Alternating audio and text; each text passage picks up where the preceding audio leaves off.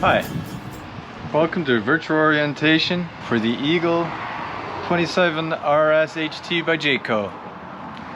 We're going to begin the orientation on the outside, and we're going to start right here at the door side pass-through compartment or the underbelly. First thing we'll make note of is the magnet door catch. Nice and easy. Then we'll take a look at what we have under the underbelly. There's a couple things you can expect to find under here. One, your manual crank. This will crank your spare tire. And over here we have lighting. We have a tire pressure gauge. We have a holder for a pre-wired for some USB connectivity here with Bluetooth speaker. This is an add-on or an extra. We have your 120 volt power and your output for satellite TV or your cable TV. So we make our way forward. The next thing we'll notice is your propane storage. This RV has a double 30-pound bottle storage with the crossover regulator. So I will show you the regulator on the other side. Close that up. And as we come around the front, we will notice that you have your manual crank right here for your spare tire.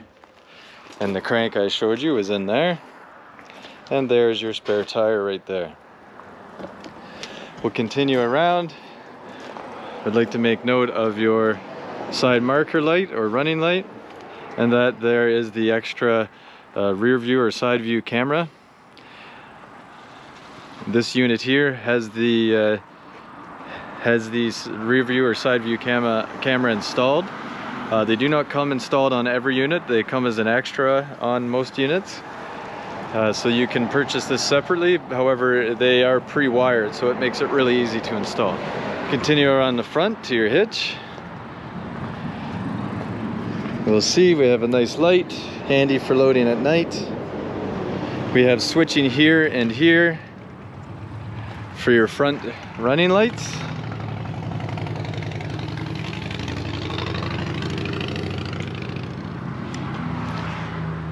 See, and now they're off. And we have your safety breakaway switch. The safety breakaway switch is attached to your tow vehicle. In the event that the tow vehicle and your RV get separated, this pin will pull and the RV's brakes will engage, making it much safer in the event that there's ever an accident. So I've seen it a couple times where this pin during hitch up gets pulled, but it doesn't come free of the housing. And so if you don't notice and you go to drive, your brakes will be engaged. If that's the case, just come back here, take a look and make sure that the pin is fully seated into the housing. And then also here we have your wiring harness that you connect to the tow vehicle. We have your front storage compartment here, and we'll squat down first just to take a little bit closer look at your spare tire. And we will make note of your landing gear.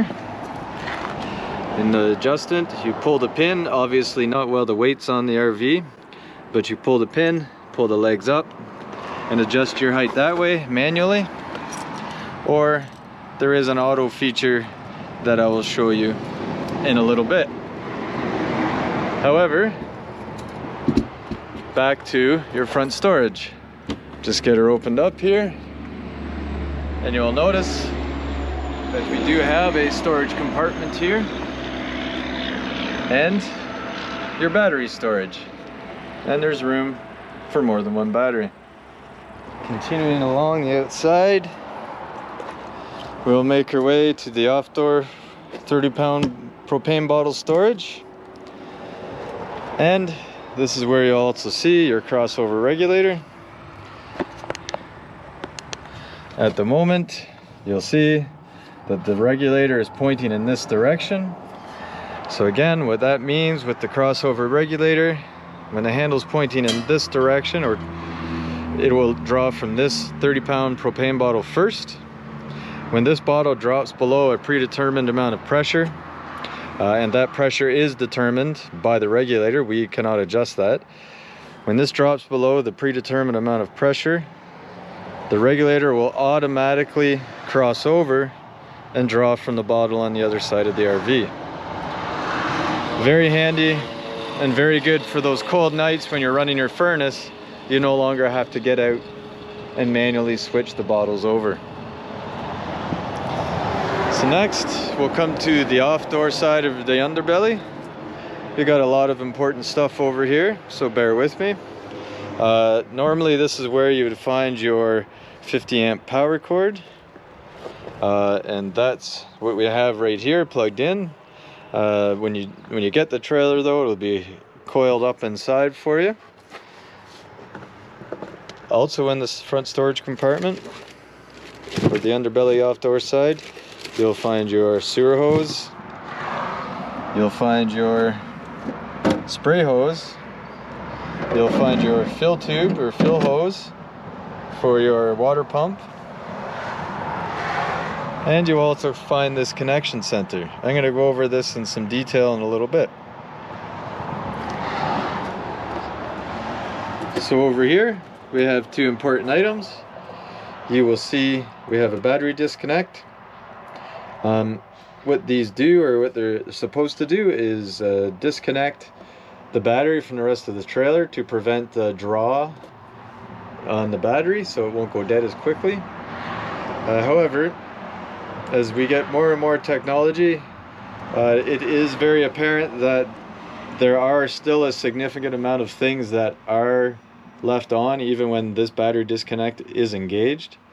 So just be aware of that. That's neither good nor bad. It's just something to be aware of, that this does not fully disengage the battery from all sources of power inside the RV. Then right above that we have our auto level system. It's pretty straightforward. In order to unlock it or kind of wake it up, you press and hold the up and down buttons at the same time. The green light will turn on. So that means the system is ready to go. There's a pretty good detail of how to use it here. The only thing that I'm going to really mention is we have your hitch height. So this is a pretty cool function. And the hitch height means the height that the trailer needs to be in order to work with your truck and your hitch to hitch you back up. So when you get to your campsite, you take your truck off the hitch, you press your auto level, it levels everything out for you. When you're all done and you want to hook back up again and head home, you hit the hitch height. It'll automatically bring the front of the RV back to the height that it was previously at when you did your hitch up before.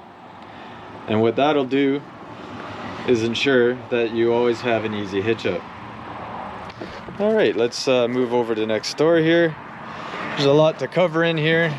I apologize if I missed something, but I will try to be as thorough as I can. First thing I'm going to mention is your connection center here. We have switching for your water pump.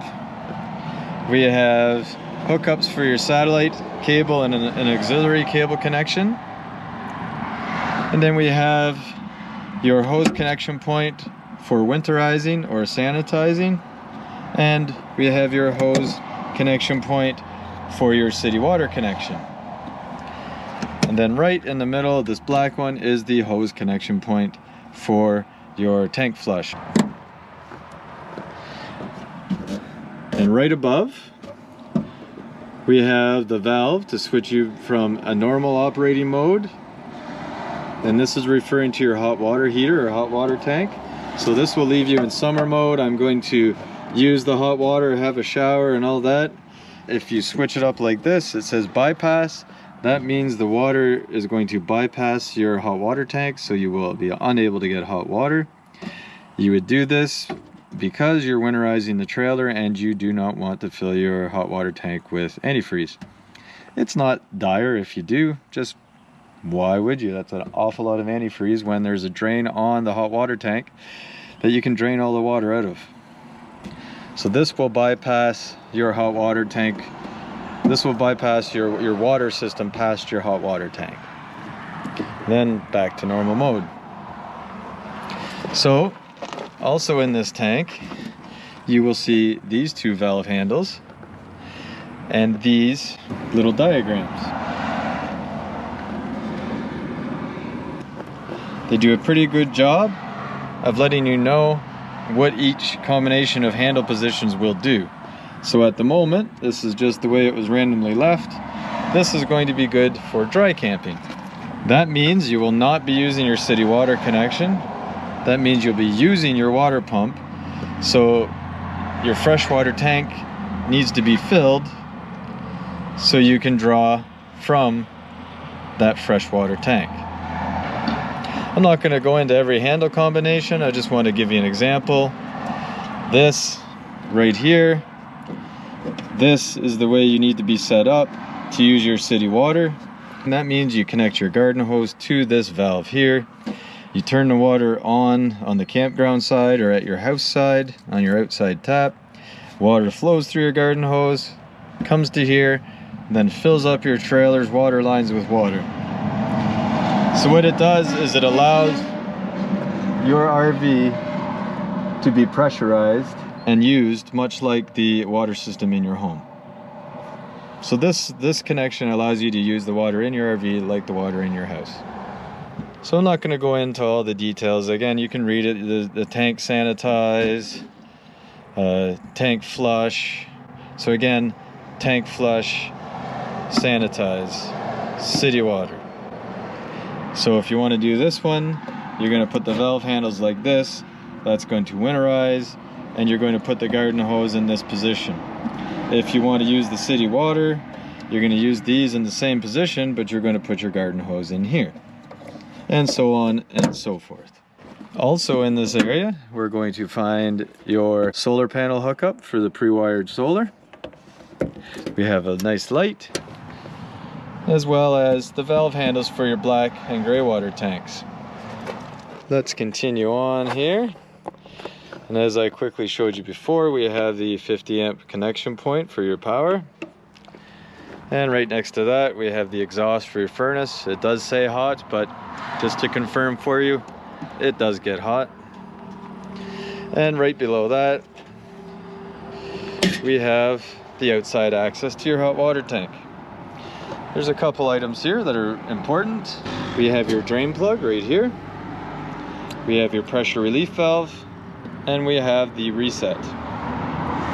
So if you're ever needing to drain your hot water tank, you would need to get the correct socket or wrench onto the drain plug to loosen it. But before you do that, always make sure you open the pressure relief valve, as it relieves the pressure inside the tank. If you don't do that, the pressure is built up. When you get this to the last little bit of thread, it's going to come shooting out.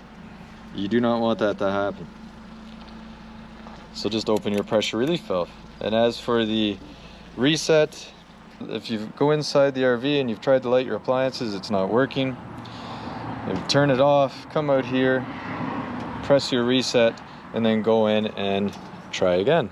Wait, before we go any further, I want to show you the output for your black and gray water tank. It's right here. So let's continue along the outside of the RV. We'll come to the back. We'll make notice of the ladder access to the roof, as well as your hitch that will allow you to mount a bike rack on the back or other low weight items. And if you look up, to go along with the side view cameras, we also have the rear view camera. Now while I'm here, I'll take a second just to talk about the camera system.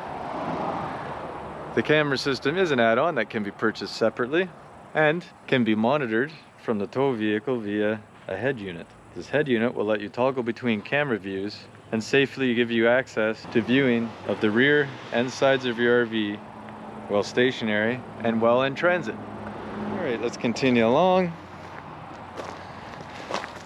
The next thing we'll come to is this little outdoor area here. You'll see we have a 12 volt and an output for your cable or satellite, as well as a GFCI plug.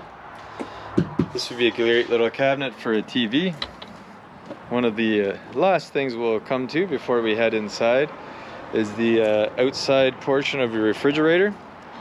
This is actually venting for your fridge. In order for your fridge to operate maximally and properly and most efficiently, it is important that this venting remains free of obstruction at all times, as maximum airflow is needed to go through these vents. Come back to where we started, and we'll make note of our last few items. One being spray port. So along with the tap that is located on the other side of the unit in the underbelly, we also have a spray port here that spray hose can be used in. We have a light for your stairs here, or the switch for it anyways. And then on either side we have your two speakers. Those speakers can be used from inside the RV with the stereo that is provided. Let's go inside and take a look. First thing, we come through the door. One of the most important things in your RV, your fire extinguisher. I like the placement inside the door, as it is efficient to grab if you're outside and need it, or if you're inside using your stove, it's right there as well. Okay, we have switching here. It'll switch the main lights and your hall lights. Above that, we also have the pre-wired spot for all your solar connections inside. This is where the head unit would be mounted. You'd cut out where shown, and the head unit would be mounted here. All wires needed for connection would be located inside here, and you can monitor your battery and your solar system from right here. Now just below that, we'll drop down and take a look at your J command. I believe there is a video separately for the J command on how to pair your phone and stuff like that. This is where you can find access to controlling most aspects of the RV. But for some of the stuff, there will still be the manual switching. As I've shown you here, these control the main lights of the RV. However, this button here also does the same thing, but it too switches the hallway lights. So in order to navigate along in this system, there's some basics.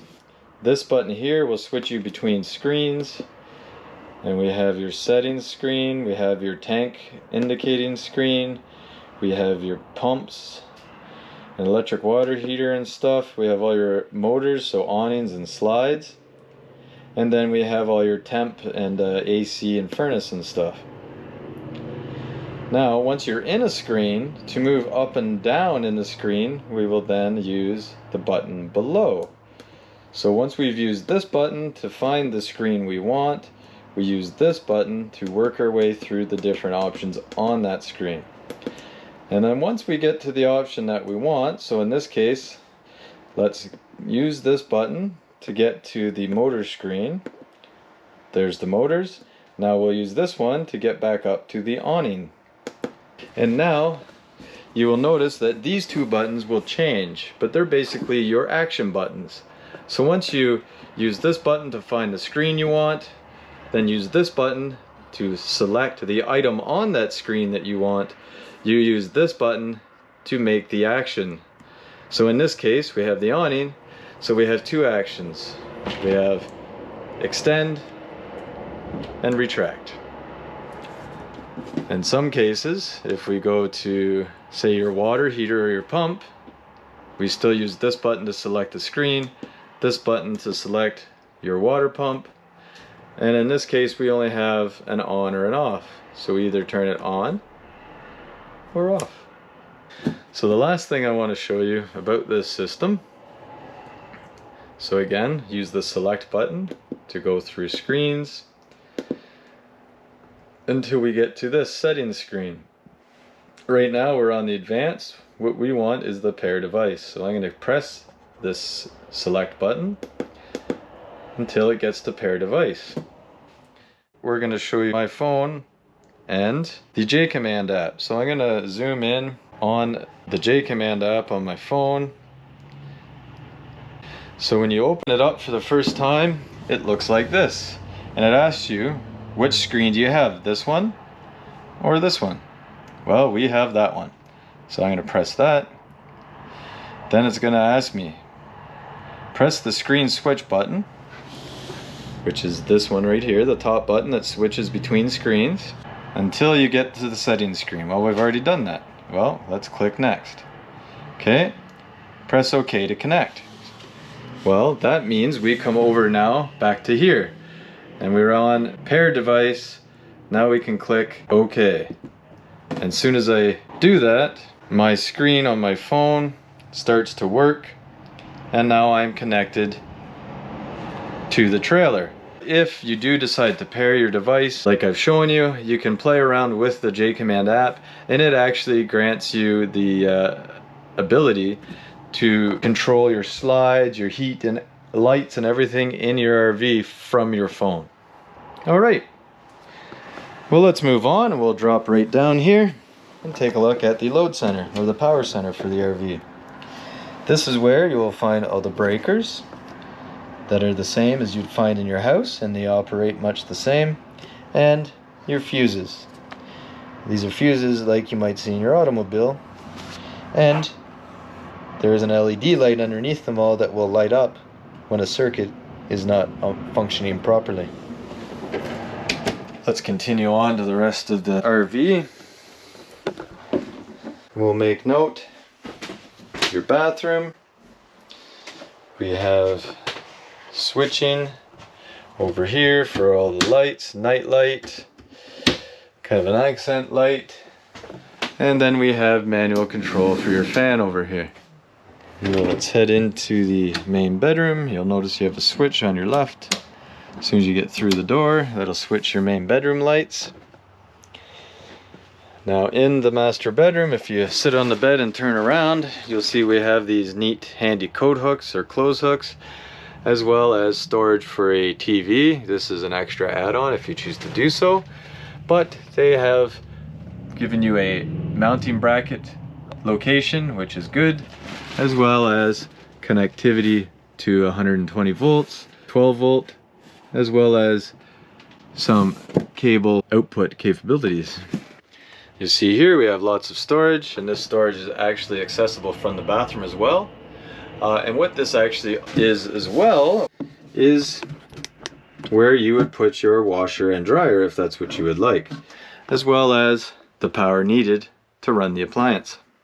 So we'll turn, take a look, and notice we have switching on the side of the bed for some accent lights and some reading lights.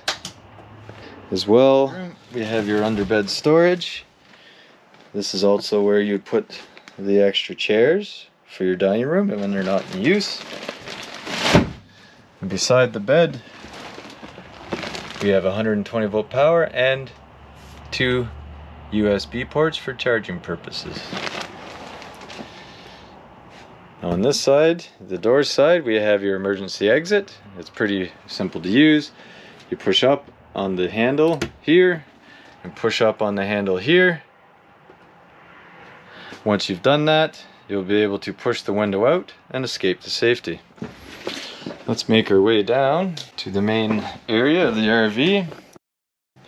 And before we get any further, I just want to mention 2 more things about this. One being the kind of quick buttons. The WP is water pump. If you press that, it'll automatically take you to the water pump screen and turn it on. Or if you press this button, it's like a thermometer. It'll bring you to your temperature.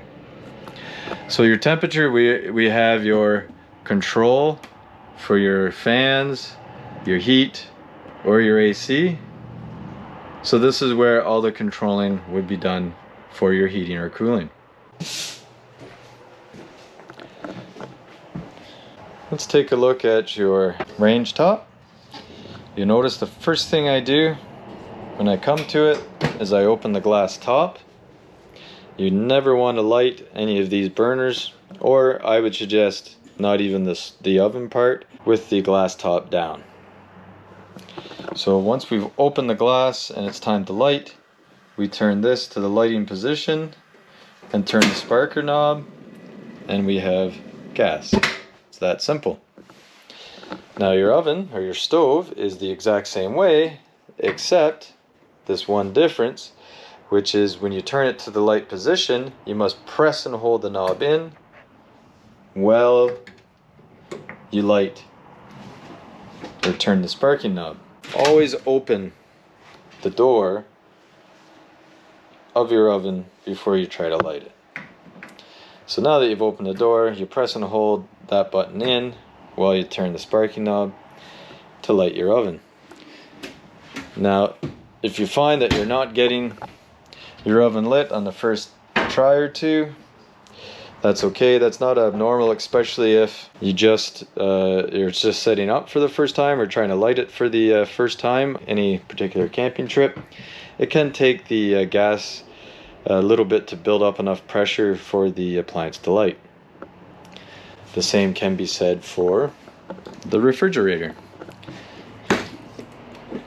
This refrigerator can run on gas or electric. You have an on button to turn it on, and then once it's on, if this button is sticking out, that means it is being used for gas. If it is pressed in, then it is being used for auto. So what auto means is that it will automatically check for the electricity, and if it's present, it will light on electricity. However, if it's not present, if you press this button and it's on auto, it will automatically try to light on gas. Now if you press this button out, that will force it to always light on gas. You may find that it doesn't light the first time for the same reason that the oven doesn't always light the first time. The pressure doesn't build up, not enough pressure in the lines. If that's the case, you'll see this check light come on. If that comes on, go do something else. Go outside, make sure the bottles are open on the front. Come back, try to light it again. Usually it will light on the second or third attempt. Just depends on how much time you give it in between attempts. Next, we're gonna come to your TV. See that get any sort of functionality to it, so you can tilt it towards the couch here, or have it straight on to your chairs there. There is a bit of a pivot to it with the mount, and in order to do it, you just pull it gently out by the edges of the TV, and to secure it back in, you push it gently by the edges of the TV back in until you hear it click. And that means it is secured for the drive.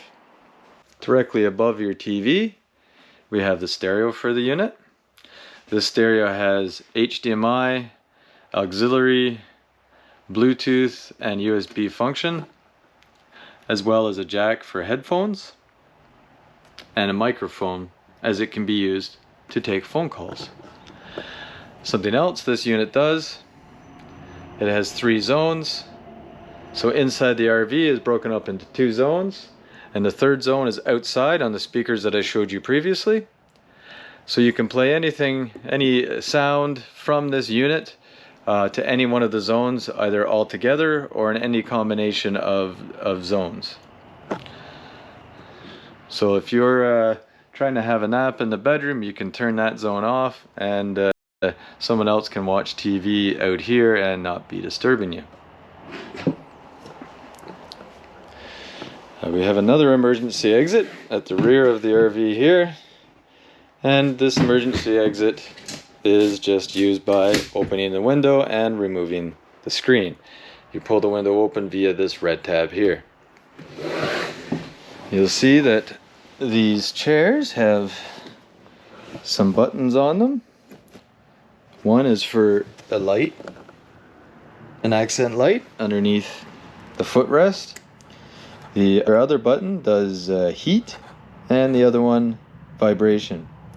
As well, there is a USB charging port. We have cup holders as well as a nice spot for remote storage in between. If we squat down and look at the bottom of your island here, you'll notice we have your carbon monoxide propane detector. There's a button on the front that you can press to test the system. Your green light will go away, you'll hear a bunch of loud beeps, and then if the system is good to go, it will return to green, indicating that you are safe to be in here. However, if this alarm does sound when you're not testing it, that would indicate that there is carbon monoxide or propane detected. But sometimes this thing can be fooled, and one of the main things, and that's what this warning is about right above it, is paint. Paint will set this off, so make sure that you're not painting around it. If you are and it goes off, well, that's why. It's important that we test this system every so often. That's why usually I will suggest that you test it every 6 months. And the reason why I say every 6 months, because your smoke detector up there, the general rule of thumb is every 6 months on daylight savings time is the best way to remember to change your battery in your smoke detector to make sure you're always protected and safe. So I just suggest press that button and check this at the same time. Right above that we have another GFCI plug. Anything on the load side of this plug will turn off if this is tripped. So I tripped it. You see the two lights are on. In order to reset it, hit that top button and everything should be back to normal. So with this thing tripped, any plug near water or outside will not be functioning.